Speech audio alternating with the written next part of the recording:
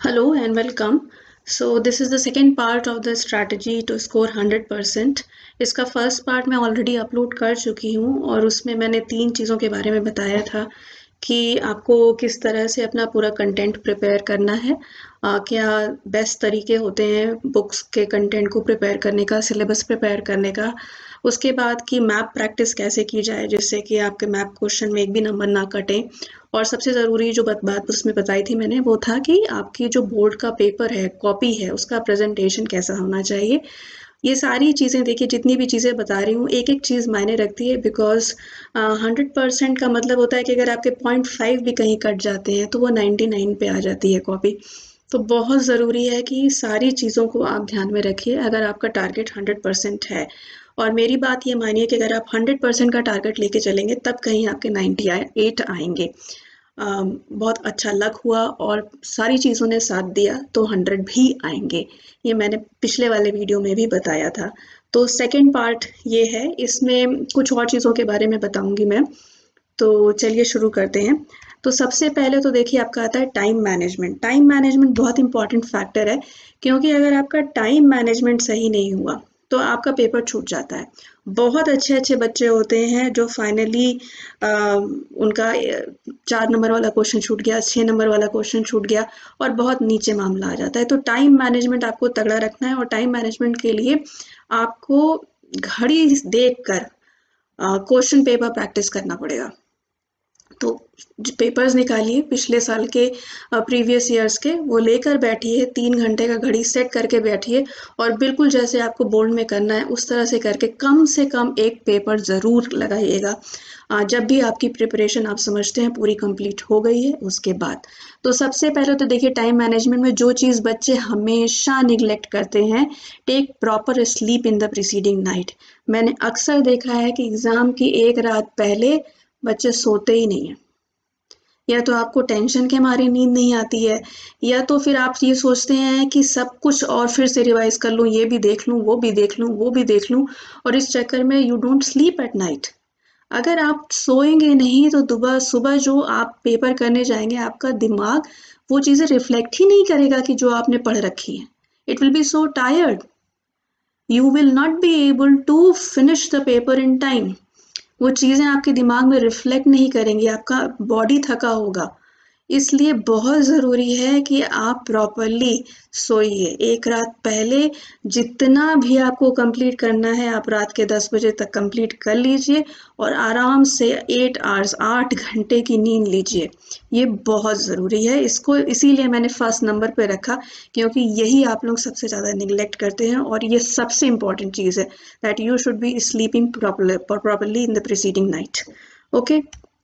दूसरी चीज़ ये है कि टाइम, जिस आंसर के लिए जितना टाइम आपको देना है, इसीलिए मैंने कहा कि वॉच रख के सामने आप प्रैक्टिस करिए, उसको उतना ही टाइम दीजिए, उससे ज़्यादा नहीं। क्योंकि अगर आपने एक क्वेश्चन का आंसर करने में ज़्यादा टाइम ले लिया तो ये मानी हुई बात है कि आप दूसरे क्वेश्चन में कम टाइम दे पाएंगे और उससे जो दूसरे क्वेश्चन का आंसर है उसमें से आपके नंबर चले जाएंगे।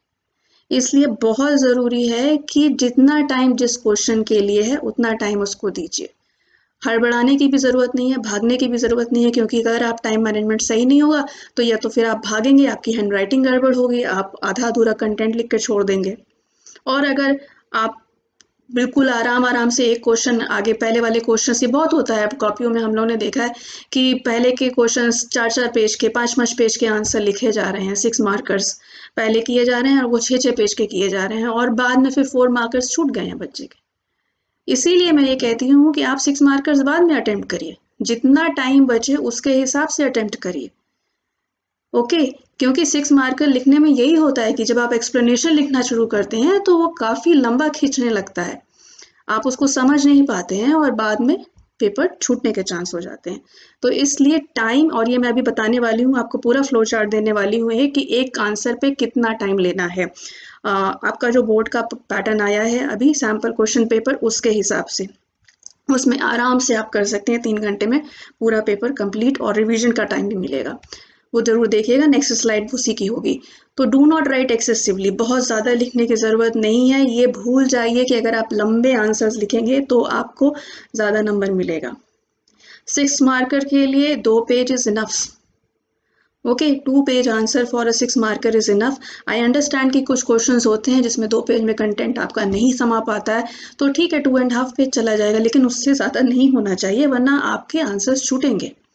For a 4 marker 3/4 page, 3/4 page का मतलब होता है कि आधे पेज से ज़्यादा 1 पेज से कम, बहुत खींचा तो 1 पेज, मगर उससे ज़्यादा तो किसी हाल में नहीं होना चाहिए। 2 मार्कर ज़्यादा से ज़्यादा आपका 8 लाइन 10 लाइन में होना चाहिए, और जो 1 मार्कर्स हैं वो तो आपके अब ऑब्जेक्टिव टाइप हो गए हैं, उसमें कोई प्रॉब्लम ही नहीं है। इससे ज़्यादा अगर आप लिखेंगे तो पक्की बात है कि क्वेश्चन आपका छूटेगा, पेपर छूटेगा, या तो पेपर छूटेगा या हैंडराइटिंग खराब होगी, या आप रिवीजन का टाइम नहीं दे पाएंगे, या आपका प्रेजेंटेशन खराब होगा। ओके, तो सारी चीज़ों को ध्यान में रखते हुए जैसे बताया जा रहा है वैसे करिए, देखिए ज़रूर अच्छे नंबर आएंगे। उसके बाद बैलेंस करिए आंसर को। अगर आपने एक आंसर 4 पन्ने का लिखा है, ओके, चलिए मैं एग्जांपल आपको देती हूँ। आपके 3 6 मार्कर्स हैं, 2 6 मार्कर आपने 4 4 5 5 पन्ने के लिख लिए, लेकिन जो तीसरा वाला 6 मार्कर है वो 2 पेज का लिखा।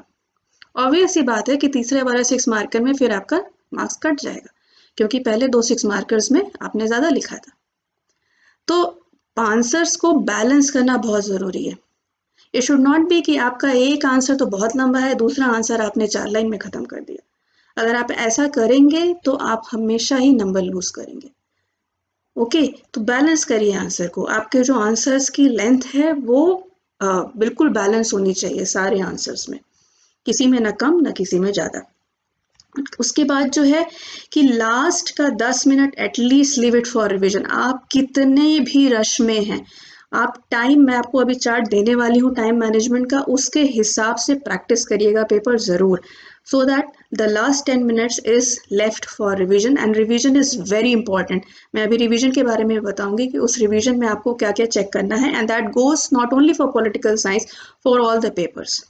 ओके, देन मार्किंग करते जाइए क्वेश्चंस को जिसका आपने आंसर बाद में लिखना है। कई बार ऐसा होता है, देखिए सबसे पहली बात मैंने लास्ट वीडियो में ये बताया था कि अगर आपको कोई 1 मार्कर नहीं आता है, इट इज ऑब्जेक्टिव टाइप, ठीक है, तो ऑब्जेक्टिव टाइप आंसर्स में जो क्वेश्चन नंबर है आपका 1 to 60, अगर उसमें आपको कोई आंसर नहीं आता है तो आंसर नंबर लिखकर जगह छोड़ दीजिए, उसमें आप जंबल मत करिएगा, क्योंकि उसमें जंबल करने में बहुत गड़बड़ हो सकती है। उसके बाद के जो क्वेश्चंस हैं, अगर आप किसी क्वेश्चन को बाद में अटेम्प्ट करना चाहते हैं तो अपने क्वेश्चन पेपर में अच्छे से उसको सर्कल लगा दीजिए, so that while revising you come to see it. many a times it happens कि बच्चे सोचते हैं बाद में कर लेंगे और बाद में वो भूल जाते हैं कि मैंने तो एक क्वेश्चन उधर छोड़ रखा है, वो भी बाकी है करने को, और उनको पता ही नहीं लगता है, और पता चला 2 2 3 3 क्वेश्चंस उन्होंने आंसर ही नहीं किए, नॉट अटेम्प्टेड चले गए वो। तो नॉट अटेम्प्टेड में तो फिर कोई भी नंबर नहीं मिलता है, तो अटेम्प्ट जरूर करना है, कोई भी आंसर क्वेश्चन अनअटेम्प्टेड नहीं छोड़ना है, चाहे भले उसमें आप मान लीजिए आपको कुछ नहीं आता है, कुछ नहीं आइडिया है, तो ऑब्जेक्टिव टाइप है तो आप गैस करके कुछ भी ऑप्शन डालिए, एटलीस्ट अगर तुक्का बैठ गया तो मिल भी जाएंगे नंबर। और अगर 4 मार्कर है 6 मार्कर है, उससे रिलेटेड कुछ तो आता होगा, कभी तो कुछ सुना होगा, अपनी नॉर्मल अंडरस्टैंडिंग से कुछ भी लिखिए ज़रूर। अगर आप कुछ भी उसमें लिखते हैं तो 4 नंबर का क्वेश्चन है तो हो सकता है आपको 1 नंबर तो मिल ही जाएगा, कुछ भी लिखेंगे तो। 6 मार्क्स का क्वेश्चन है, आपको एकदम आइडिया नहीं है, फिर भी आपने कुछ लिख दिया सोच साच के कि हाँ ये हो सकता है नियर अबाउट, तो भी आपको 1.5 1.5 नंबर 2 नंबर कुछ तो मिलेगा। तो इसलिए एकदम भी ऐसा मत करिएगा कि कोई क्वेश्चन अनअटेम्प्टेड छोड़िएगा। ओके, वहाँ अगर गलत हो जाता है तो भी कोई बात नहीं, लेकिन आप उसको अनअटेम्प्टेड नहीं छोड़ेंगे, मेरे कहने का मतलब सिर्फ इतना है, ठीक है। तो मार्किंग करते जाइएगा क्वेश्चंस की जो आपको अभी नहीं आते हैं। ये देखिए ये चार्ट है, इसको मैं समझा देती हूँ। जैसे आपका ये मल्टीपल चॉइस क्वेश्चन है, okay, multiple choice question 1 number का है, ठीक है, इसको जस्ट डबल कर दीजिए। अगर 1 नंबर का क्वेश्चन है तो उसके लिए आप 2 मिनट लेंगे।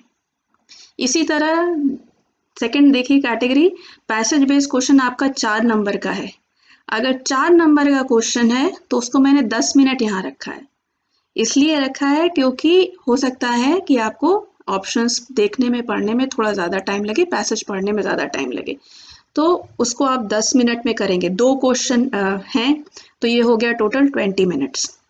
ओके, 1 मार्क्स के क्वेश्चन आप 2 मिनट में करेंगे, 16 क्वेश्चन है अकॉर्डिंग टू SQP, 16 क्वेश्चन आपके 1 मार्कर आएंगे, तो ये टोटल हो गए आपके 32 मिनट्स।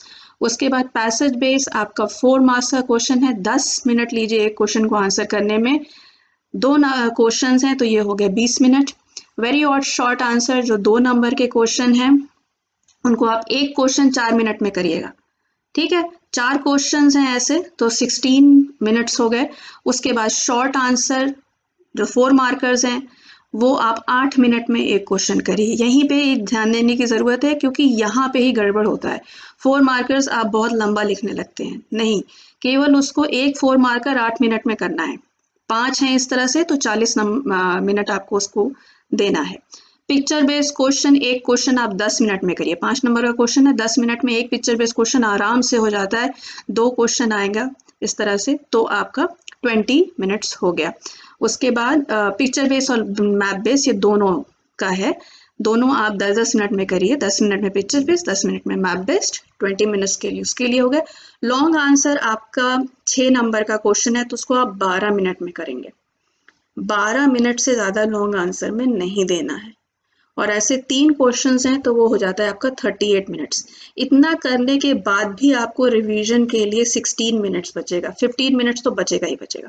तो ये लास्ट का 15 मिनट रिवीजन के लिए बचेगा अगर आप इस तरह से अपनी स्ट्रैटेजी बनाकर चलते हैं तो। इसीलिए मैंने कहा कि आप वॉच रख के, घड़ी रख के प्रैक्टिस इस चीज़ को करिए, ठीक है, कि कितने मिनट पे हमें कौन सा सेक्शन कंप्लीट करना पड़ेगा। ये जब एक बार आप प्रैक्टिस कर लेंगे तो कभी भी आपका एग्जाम में गड़बड़ नहीं होगी। ये चीज़ एकदम ध्यान रख के करिए। जब आप 4 मार्कर शुरू करने जा रहे हो, जब आप 1 मार्कर का सेक्शन शुरू करने जा रहे हो, तुरंत अपनी वॉच देख लो कि कितना टाइम हुआ है, मुझे आधे घंटे में इसको कंप्लीट करना है। जब आप पैसेज बेस करने जा रहे हो तो मुझे 20 मिनट में इसको कंप्लीट करना है। इस तरह से आप दिमाग में अगर रख के चलेंगे तो कभी गड़बड़ नहीं होने वाली है। टाइम मैनेजमेंट बहुत इंपॉर्टेंट है। उसके बाद रिवीजन में आपको किन बातों का ध्यान रखना है। देखिए, रिवीजन में कभी भी ये मत करिएगा कि लास्ट मोमेंट तक आप लिख रहे हैं। बहुत पॉसिबिलिटी है कि 1-2 नंबर आपके उन चीज़ों में चले जाएंगे जिनमें जाने नहीं चाहिए थे। ओके, पहले तो आपको सबसे पहली चीज़ चेक करनी है कि कोई क्वेश्चन तो ऐसा नहीं है जो अभी छूट गया है। एक बार सबसे पहले ये चेक करिए, क्योंकि अगर कोई क्वेश्चन छूटा है तो उसको लिखने में भी टाइम लगेगा। ओके, तो सबसे पहले ये चेक करिए कि कोई क्वेश्चन छूट तो नहीं गया है। No question is left unanswered, and if it is left you still have 15 minutes. Don't panic, start writing the answer in 15 minutes maximum. अगर 6 नंबर का भी, 6 नंबर का कोई क्वेश्चन छूटता नहीं है वैसे, लेकिन अगर मान लीजिए 6 नंबर का भी क्वेश्चन आपने छोड़ रखा है तो 12 मिनट में आप आराम से उसको कर लेंगे। तो पैनिक करने की जरूरत नहीं है। एकदम सबसे पहले ये चेक करिए कि that no question is left unanswered. Okay, उसके बाद लाइंस ड्रॉ करनी है after every answer. I told you presentation is very important, don't ignore this part. Okay, तो हर क्वेश्चन, हर आंसर के बाद आप लाइन ड्रॉ करिए कि आपका ये आंसर यहाँ खत्म हो गया, और बड़े ही नीटली स्केल लेकर जाइएगा। इसमें कोई भी बच्चों वाली चीज़ नहीं है। बड़े बड़े एग्जाम्स में भी लोग स्केल लेकर जाते हैं। जिस भी चीज़ से आपको मार्क्स मिले वो आपको करना चाहिए। स्केल लेकर जाइए, 12 इंचेस वाली स्केल, जल्दी जल्दी उससे हो जाता है, उसमें ज़्यादा टाइम लगता नहीं है। Hardly it will take 1 or 2 minutes, not more than that. उसके बाद फिर कि आप सारे आंसर्स को फिर से पढ़ेंगे, और आंसर्स को पढ़ते वक्त स्पेलिंग्स चेक कर लीजिएगा, जो बड़े बड़े वर्ड्स हैं उनकी, ठीक है। एक बार स्पेल चेक करिएगा, आंसर अच्छे से देखिएगा, ग्रामेटिकल एरर तो नहीं है। कोई वर्ड्स आप बीच में लिखना, कभी कभी ऐसा होता है जब हम लोग स्पीड में लिख रहे होते हैं एक आध वर्ड बीच में खा जाते हैं, तो वो चेक करिएगा। ओके, और जब आप उन आंसर्स को चेक कर रहे होंगे उसी वक्त आपको कीवर्ड्स अंडरलाइन करने हैं। जब आप आंसर लिख रहे होते हैं साथ साथ में अंडरलाइन करने की जरूरत नहीं है, क्योंकि फिर वो एक फ्लो जो होता है वो ब्रेक होता है। Okay, so leave this part for revision. आप जब रिवाइज कर रहे हैं, you are reading your answers once more, then you keep underlining the words, and for underlining do it neatly.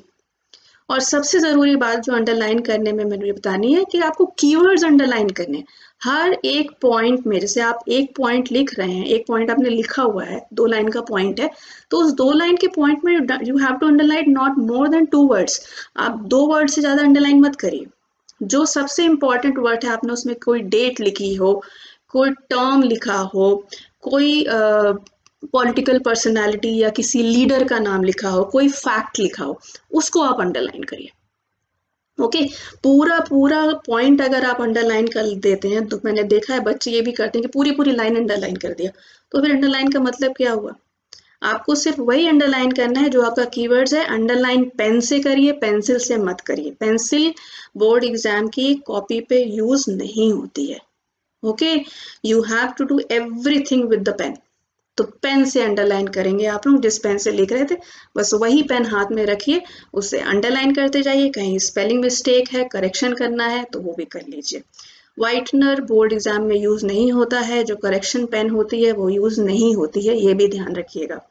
Okay, तो कहीं भी अगर आपको ऐसा लग रहा है कि ये वर्ड गलत लिख गया, सिंपली एक स्ट्राइक से उसको कट करिए। किचिर किचिर किचिर करने की जरूरत नहीं है, एक स्ट्राइक से उसको कट करिए, उसके ऊपर जो आपने स्पेलिंग सही वाली है उसको लिख दिया। ओके, ज्यादा उसमें ओवर राइटिंग मत करिएगा। ओके, देन क्वेश्चन नंबर एक बार जरूर चेक करिए, because if you have not written the correct question number, the examiner may cut your marks there also. या ये भी हो सकता है कि वो उस क्वेश्चन को अनअटेम्प्टेड करके लिख दें, जो क्वेश्चन नंबर आपने गलत डाला था। ओके, सो क्वेश्चन नंबर आपने सही लिखे हैं कि नहीं, ये लास्ट में एक बार जरूर चेक कर लीजिएगा। ठीक है, तो इन चीजों का, और क्वेश्चन नंबर लिखने में पूरा क्वेश्चन नंबर लिखिएगा। लाइक पैसेज बेस्ड क्वेश्चन है, if you are suppose question number 17 is passage based, तो question number 17A when you are answering question number 17A, then when you are doing B part there also write question number 17B। बच्चे ऐसे करते हैं, question number 17 लिखा, ए का answer, फिर B का answer, फिर सी का आंसर, ऐसे मत करिएगा। Question number 17A, question number 17B, question number 17C, like that you right. Okay, तो रिवीजन बहुत इंपॉर्टेंट है, और उसके लिए जो लास्ट के 15 मिनट्स हैं वो आप यूटिलाइज करेंगे और रिवाइज करेंगे अपना पेपर अच्छे से। इससे आपको कॉन्फिडेंस भी आता है, एक श्योरिटी हो जाती है that you have done the paper nicely. Okay, उसके बाद प्रोजेक्ट एंड वाइवा, सबसे इम्पॉर्टेंट पार्ट। अगर आपके प्रोजेक्ट में ही, जो आपका प्रैक्टिकल एग्जाम है उसमें ही नंबर चले जाते हैं, तो फुल मार्क्स आने की कोई उम्मीद तो रह नहीं गई। तो प्रोजेक्ट एंड वाइवा बहुत इंपॉर्टेंट है, और इसमें देखिए दो पार्ट हैं, एक पार्ट है प्रोजेक्ट फाइल का और दूसरा है वाइवा का। ठीक है, दोनों के 10-10 नंबर हैं। पॉलिटिकल साइंस में मैं बता रही हूँ, प्रोजेक्ट फाइल के आपके 10 नंबर हैं और जो वाइवा है उसके 10 नंबर हैं। तो the file should be checked, certified and stamped. ये अच्छे से देख लीजिएगा, आपकी फाइल को प्रॉपरली इंडेक्स पेज जो होता है वो भी चेक होना चाहिए, सिग्नेचर्स होने चाहिए, जो स्कूल का स्टैम्प होता है वो लगता है फाइल पे, वो लगा होना चाहिए, आपका जो बोर्ड का रोल नंबर है वो फाइल में लिखा होना चाहिए। ओके, तो ये चेक कर लीजिएगा, ये सारे काम आपको करवाने होंगे स्कूल में से। उसके बाद है कि अपना प्रोजेक्ट आप थरली पढ़िएगा। ये मैं इसलिए कह रही हूँ because I have seen many times, जो स्टूडेंट्स होते हैं वो सीनियर्स का प्रोजेक्ट मिल गया उसको उन्होंने कॉपी कर लिया, नेट पर से प्रोजेक्ट उठा लिया उसको उन्होंने कॉपी कर लिया, या किसी से बनवा भी लिया।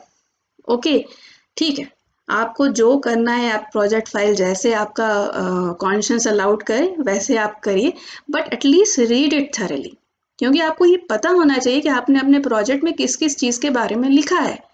अगर आपको वो पता नहीं होगा तो आप वाइवा के टाइम फंस जाएंगे बहुत बुरी तरीके से। इसलिए अपना प्रोजेक्ट, बस ये जानना ज़रूरी नहीं है कि ठीक है मैं पार्टीशन के बारे में जानता हूँ और मैंने पार्टीशन पे प्रोजेक्ट बनाया है, एक्चुअली उस प्रोजेक्ट में आपने लिखा क्या क्या क्या। ये हो सकता है कि प्रोजेक्ट फ्लिप करते हुए एग्जामिनर एक पेज पे अटके और वहाँ पे जो लाइन लिखी है उसको पढ़ के बोले कि आपने ये क्यों लिखा इसमें, फिर आप क्या करेंगे? आपको लॉजिक पता होना चाहिए, आपको रैशनल पता होना चाहिए, आपको पूरा रीजनिंग देनी पड़ेगी कि आपने अपने प्रोजेक्ट में ये क्यों लिखा है और इससे क्या मतलब निकलता है। ठीक है, तो प्रोजेक्ट अपना पढ़िएगा अच्छे से, डिटेल्स जितनी भी पिक्चर्स मैप्स, ये बहुत ब्लंडर होता है, बच्चे कोई भी पिक्चर उठा के प्रोजेक्ट में उससे रिलेटेड लगा लेते हैं। बस आप क्या करते हैं, विकिपीडिया पे जाते हैं, आपने नेट खोला, बस वो टॉपिक का नाम डाला, जो जो फोटोज उसमें आई उनको प्रिंट किया, काटा, लगा दिया। ये मत करिएगा। आप जो भी पिक्चर लगा रहे हैं सबसे पहले उस पिक्चर के नीचे उसकी डिटेल जरूर लिखिएगा कि वो पिक्चर है किसकी, कहाँ की है, ये बहुत ज़रूरी होता है। पिक्चर्स पे ही एग्जामिनर पूछ लेते हैं कि ये पिक्चर यहाँ क्यों लगाई, ये किसकी पिक्चर है, इसमें पर्सनालिटीज कौन कौन है, और आप बता नहीं पाते हैं। गया नंबर। ओके, मैप्स जो उसमें पेस्ट कर रहे हैं, जितनी भी चीज़ें आप प्रोजेक्ट में कर रहे हैं आपको अच्छी तरह से पता होना चाहिए। बिब्लियोग्राफी जो आप डालते हैं उसमें, बुक्स के नाम जो उसमें डालते हैं, एटलीस्ट उनके राइटर्स याद तो कर लीजिए। हम लोग भी समझते हैं कि जितनी बिब्लियोग्राफी बच्चे डाल रहे हैं वो सारी बुक्स उन्होंने डिटेल में तो पढ़ी नहीं है, हो सकता है कभी देखी भी ना हुई, यूं ही डाल दी हैं। ओके, लेकिन एटलीस्ट उनके नाम क्या है उस बुक के बारे में पता तो होना चाहिए ना, अगर पूछ लिया गया तो। उसके बाद फिर ये भी अपने दिमाग में बना के चलिए that the examiner may ask you questions apart from the project, and most of the times I have seen that the examiners do ask in this manner कि चलो कोई एक चैप्टर बता दो इस प्रोजेक्ट के अलावा, या तुम दो चैप्टर्स के नाम बता दो, उससे मैं पूछूंगी क्वेश्चंस। तो बच्चे बता ही नहीं पाते हैं। एटलीस्ट आपके जब आप वाइवा में जाइए तो 2-3 chapters apart from your project should be ready. आप लोग वाइवा में जब तक जाते हैं तब तक आप प्री बोर्ड 1-2 दे चुके होते हैं, तो ऑब्वियस सी बात है कि आपने पूरा जो सिलेबस है वो प्रिपेयर किया हुआ है। और कुछ भी हो, एग्जामिनर कहीं से भी पूछ सकता है, ये कहीं पे लिख के नहीं आया है कि जो वाइवा होगा वो केवल प्रोजेक्ट से होगा, वो आउटसाइड द प्रोजेक्ट भी हो सकता है।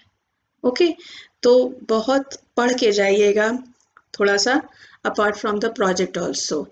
एक अपने मैनरिज्म, अपने बॉडी लैंग्वेज का बहुत ध्यान रखिएगा। बहुत पोलाइट होने की ज़रूरत है और फॉर्मल होने की ज़रूरत है। You need not be informal. You have to greet the examiner, you have to greet your teachers when you enter for your viva. जब कहा जाए तभी चेयर पे बैठिए। ओके, अपनी बॉडी लैंग्वेज का ध्यान रखिए, सीधे बैठिए, हाथ टेबल पे टिकाकर मत बैठिए। इन सब के बहुत सारे वीडियोस हैं, अगर आप लोग कहेंगे तो मैं ये सब भी वीडियो डिटेल में बना दूंगी कि क्या आपका मैनरिज्म होना चाहिए ड्यूरिंग द वाइवा, जिसका इम्पैक्ट पड़ता है। फाइन। उसके बाद डोंट आर्ग्यू और मिसबिहेव विद द एग्जामिनर, बहुत इंपॉर्टेंट है ये। अपने टेम्परामेंट को कंट्रोल में करके रखिए। बहुत बार होता है कि एग्जामिनर थोड़े क्रिटिकल हो जाते हैं, आपको ये ध्यान में रखना है कि वो भी सुबह से वाइवा ले रहे हैं, हेक्टिक जाता है, तो उसमें कभी कभी छोटी सी बात पे आप कोई क्वेश्चन आंसर नहीं कर पाए जो उनके हिसाब से बहुत आसान सा क्वेश्चन है, बट आपके दिमाग से स्लिप कर गया और उन्होंने आपको उस पर कुछ क्रिटिकल कमेंट कर दिया, तो आपका temperament, you start losing your temperament. Don't do that. Patience रखिए। ओके, बिल्कुल पेशेंस रखिए। आपको कोई क्वेश्चन आंसर नहीं आता है, इंस्टेड ऑफ, ये बात एकदम ध्यान में रखिएगा कि अगर आपको कोई क्वेश्चन का आंसर नहीं आता है तो ये मत सोचिए कि आप कुछ भी बता के एग्जामिनर को बेवकूफ़ बना देंगे, ऐसा नहीं है। एग्जामिनर्स जो आते हैं दे आर वेरी लर्नड, तो आप उनको बेवकूफ़ तो बना नहीं सकते। क्वेश्चन का आंसर नहीं आता है, सब हर किसी को ऑनेस्टी पसंद होती है, from students at least. Okay, so instead of trying to fool them, you just have to say clear forward कि sorry sir, I don't know. Okay, बिल्कुल तुरंत वहाँ पे एक्सक्यूज लीजिए कि I don't know और I just slipped from my mind, कुछ भी कह के। मगर आप बिल्कुल भी गलत सलत आंसर देके और अपने आप को घुमाने की कोशिश मत करिए। उसके बाद पर्सनल कमेंट्स नहीं होने चाहिए। कई बार एग्जामिनर होते हैं, ट्रिक करते हैं कि वो किसी प्राइम मिनिस्टर के बारे में आपके व्यूज जानने की पूछ लेंगे, या फिर जो ये वाला बिल आया है, वो वाला कानून आया है, तो पर्सनल कमेंट्स नहीं देने हैं। ओके, किसी के ऊपर भी, not on any political personality, not on any event, you have to be very objective there. Okay, तो एक बैलेंस आंसर दीजिएगा। कभी भी ये मत करिएगा कि बहुत ज़्यादा आप क्रिटिसाइज करने में लग गए या फिर बहुत ज़्यादा फेवर करने में लग गए। एकदम ऑब्जेक्टिवली उसको आंसर करिए, ठीक है। और चाहे भले ही आपके दिल में उस समय बहुत सारी चीज़ें आ रही हों, उस समय खुद को रोक के चलिएगा, क्योंकि you never know that the examiner is following which ideology, वो किस तरफ की आइडियोलॉजी के हैं। ओके, वो गवर्नमेंट को क्रिटिसाइज करने वाले लोगों में है या गवर्नमेंट को फेवर करने वाले में लोगों में है, आप उसको जज नहीं कर सकते हैं 5 मिनट में। तो आप पर्सनल कमेंट्स मत दीजिएगा, वैसे भी पर्सनल कमेंट्स अच्छे नहीं लगते हैं। Okay, especially from the people of your age, you should are expected to be more humble when you are in a formal atmosphere. Okay, तो ये ज़रूर ध्यान रखिएगा. कॉन्फिडेंट होइए, प्रिसाइज होइए, बी वेरी कॉन्फिडेंट. ओके, जितना आपको जिस चीज़ के बारे में सही से पता है उसी का जवाब आप देंगे. जो नहीं पता है उसके लिए एक्सक्यूज लेंगे. सिंपल सी बात है. प्रिसाइज होइए, नो नीड टू एग्जैजरेट. जितना पूछा जाए सिर्फ उसका जवाब दीजिए. अगर आप ज़्यादा जवाब देने के उसका ज़्यादा एक्सीड करने के कोशिश चक्कर में लग गए तो उसी में फिर एग्जामिनर आपको फंसा देंगे और आप कहीं जाके अटक जाएंगे. ठीक है, तो जितना पूछा जाए बस उसका जवाब दीजिए. जब वाइवा आपका खत्म हो, थैंक यू बोलिए. ठीक है, टेक योर लीव करके you can move out of the room. तो प्रोजेक्ट और वाइवा बहुत इम्पॉर्टेंट है. अगर 20 मार्क्स में से आपके नंबर कम हो जाते हैं तो फिर बहुत फर्क पड़ जाएगा. ठीक है, प्रोजेक्ट के ऊपर मेरा एक और वीडियो है डिटेल में जो मैंने किया हुआ है, तो वो भी आप लोग देख सकते हैं. So this is all about the strategy. I want to say one more thing that I have been taking online tuitions for political science. So if any one of you is interested, you can write to me on my email. मेरी email पे अगर आप मुझे लिखेंगे, अगर आप interested हैं तो. अगर आपके juniors हैं 11th क्लास के जो स्टूडेंट हैं जो 12th में जा रहे हैं वो इंटरेस्टेड हैं तो उनको भी बता सकते हैं आप. तो अगर आप मेरी ईमेल पे लिखेंगे, वो मैं डिस्क्रिप्शन में अपना ईमेल आईडी दे दूंगी, डाल दूंगी, तो उस पे लिखेंगे तो I will come back to you. Fine. So this is all about strategy. इसमें कोई डाउट हो अगर तो मुझसे ज़रूर पूछिएगा. आप मेरे मेल आईडी पे लिख सकते हैं. फाइन. और आप कमेंट सेक्शन में लिख के भी पूछिए, वहाँ पे ज़्यादा आसान होता है आंसर करना. तो कमेंट्स मैं पहले देखती हूँ, तो वहाँ पे अगर आप लिखेंगे तो मैं तुरंत उसको आंसर कर पाऊँगी. Okay, so I hope this is going to help you all a lot, and all the best for 100 marks. I know you all can do it. Okay, तो ज़रूर करिएगा और मुझे बताइएगा. मुझे बहुत खुशी होगी अगर आप लोगों के 100 मार्क्स आते हैं, 99 भी आते हैं, 98 भी आते हैं. Believe me, 98 and 99 is equal to 100. मेरा मानना यही है. ओके, तो मेहनत तो आपने पूरी की थी, कुछ गड़बड़ हो गया उसकी वजह से 98 99 आया, बट 98 99 में आना बहुत मुश्किल चीज़ होती है, इतनी आसान चीज़ नहीं है. तो मेरी तरफ से आप लोगों को पूरा पूरा सपोर्ट है. All the best, work hard and get your stars. Thank you for watching. Bye bye.